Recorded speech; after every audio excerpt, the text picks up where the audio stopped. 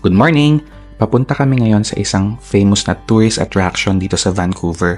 Nag-train ride kami papunta sa Gastown. At dito nga nakakita kami ng poster ng Apatsa-Patsa. So amabot na siya dito. At ang pupuntahan namin ay itong steam clock dito sa Gastown.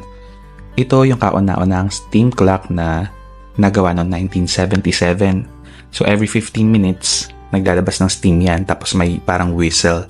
So pinupuntahan yan ng mga tao bilang tourist attraction. At ang ganda rin naman niyang makita. Tapos after may isa pa kaming hinanap na hotel dito. Ang pangalan nun ay Hotel Europe.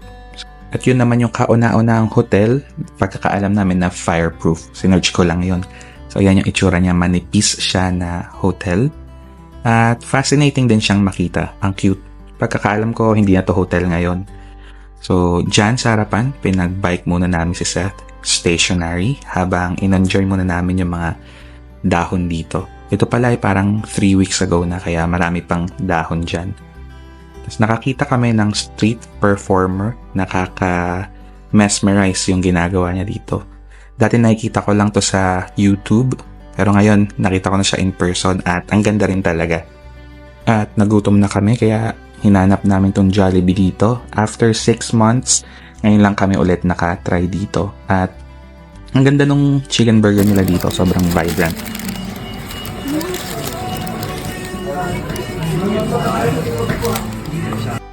At si Seth ay in-enjoy naman ang kanyang pinaka-favorite sa Philippines, yung burger steak with gravy. Siyempre, ang ating Chicken Joy.